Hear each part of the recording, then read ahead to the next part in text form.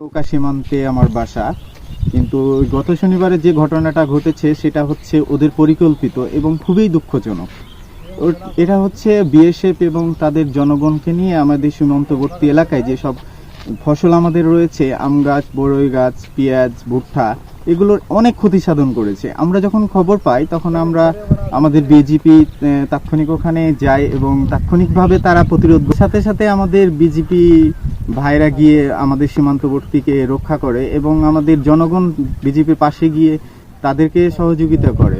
এভাবে আমাদের প্রতিরোধ গড়ে তোলায় তারা চলে যায় এবং তাদের কোম্পানি কমান্ডার এসে আমাদের কোম্পানি কমান্ডার গোলাম কিবরিয়ার সাথে যখন পতাকা বৈঠক হয়, তারা দুঃখ প্রকাশ করে যে আসলে আমাদের এটা করা ঠিক হয়নি।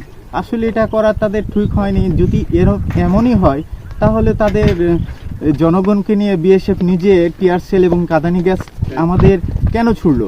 তারা তো একজন আইন শৃঙ্খলার মধ্যেই ছিল এবং তারা তো দেখা যাচ্ছে যে একটা নিয়মের মধ্যে, তারা তো আন্তর্জাতিক আইন লঙ্ঘন করেছে। আমাদের উপর কেন তারা টিয়ার সেল এবং কাঁদানি গ্যাস বোমা নিক্ষেপ করবে? তাদের জনগণকে তারা তো ফিরিয়ে নিয়ে গেলেই পারতো। তাহলে আমাদের এখানে তো দেখা যাচ্ছে তারা উস্কানিমূলকভাবে আমাদের সাথে গন্ডগোল করতেই চায়। আমাদের দেশে তারা যে এভাবে ক্ষতি সাধন করলো, এর একটা সুষ্ঠু তদন্ত এবং বিচার চাই।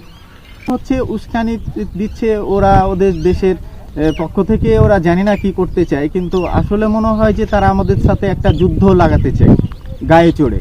কিন্তু আসলে এটা তো আমরা হতে দেব না। আমরা যে আমাদের গত শনিবারের যে ঘটনা আপনারা হয়তো দেখেছেন, যে এখানে যে আমাদের বিজেপি অনেক শান্ত হয়ে ধৈর্যশীল হয়ে যেভাবে প্রোটেকশন দিয়েছে, ওরা ঠিক সেইভাবে দেয় না। ওরা চাচ্ছে যে গন্ডগোলটা লাগে না কেন, তার জন্যই হয়তো টিয়ার সেল এবং কাঁদানি গ্যাস নিক্ষেপ করেছে। আমাদের ছাত্র গণ অভ্যুত্থানের আগে যখন আমাদের প্রাইম মিনিস্টার শেখ হাসিনা ছিল, তখন আসলে রয়ে আমি মনে করি যে তারা যে সুবিধাটা নিয়েছে সে সময়, সেই সুবিধাটা এখন আর পাচ্ছে না। কারণ শেখ হাসিনা ওদের যে সুবিধাটা দিয়েছে, শেখ হাসিনা নিজেই বলেছে আমি যা ভারতকে দিয়েছি তা ভারত কখনোই ভুলতে পারবে না।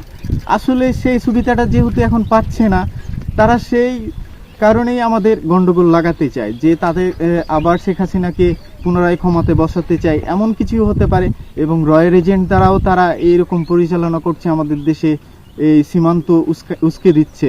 শুধু এক জায়গায় নয়, অনেক জায়গাতেই দেখা যাচ্ছে যে সীমান্তে এইরকম গন্ডগোল বাঁধাচ্ছে তারা। এটা তো আমি আগে এখন ভাবছি যে অবশ্যই ছাত্রলীগ যেহেতু নিষিদ্ধ হয়ে গেছে আমাদের দেশে, সেহেতু উনি একটা সন্ত্রাসী দল। এখন যদি কোনো কর্মকাণ্ডে জড়িত হয়, অবশ্যই তাহলে সে সন্ত্রাসী দল হিসাবে বিবেচিত হবে। এবং যারা আওয়ামী লীগের নেতাকর্মী সেখানে ভারতে পালিয়ে গিয়ে ওখান থেকে ওরা উস্কে দিচ্ছে, কারণ কিভাবে একটা গন্ডগোল লাগানো যায়। এবং তারা দেখা যাচ্ছে যে অনেক সময় ভারতের পক্ষ থেকে বলা হয় যে তারা কাঁটার তারের বেড়া দিচ্ছে, এই কারণে যাতে করে তারা বাংলাদেশ থেকে জঙ্গি অনুপ্রবেশ না করতে পারে।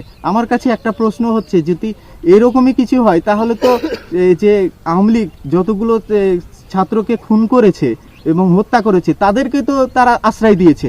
এখন তো দিল্লিতে তারা বসে আছে, তাদেরকে তো তারা আশ্রয় দিচ্ছে জঙ্গি হিসাবেই। তাহলে জঙ্গিটা কোথায় উৎপন্ন হচ্ছে? ভারতেই উৎপন্ন হচ্ছে। ভারত তো হচ্ছে গডফাদার জঙ্গির, আমি মনে করি এখন। এবং ওখান থেকে আমাদের দেশকে অস্থিতিশীল করতে চাচ্ছে। কিন্তু আমরা আমাদের দেশবাসী কখনোই এটা হতে দেব না, কারণ আমরা শক্ত প্রতিরোধ গড়ে তোলার জন্যই আছি। আমরা প্রত্যেকটা মানুষ দেশের জন্য জীবন দিতে হলেও আমরা প্রস্তুত আছি। আমাদের মাটির 1 ইঞ্চিও ক্ষতি হতে আমরা দিব না এবং দখল করতেও আমরা দিব না, যতক্ষণ পর্যন্ত আমাদের জীবন আছে। আমরা এখন ভারতের বিএসএফ এর সাথে চোখে চোখ রেখে কথা বলার সাহস পেয়েছি। এতদিন যা পাইনি, এখন তা সবাই বাংলাদেশের প্রত্যেকটা মানুষ চোখে চোখ রেখে কথা বলতে পারে।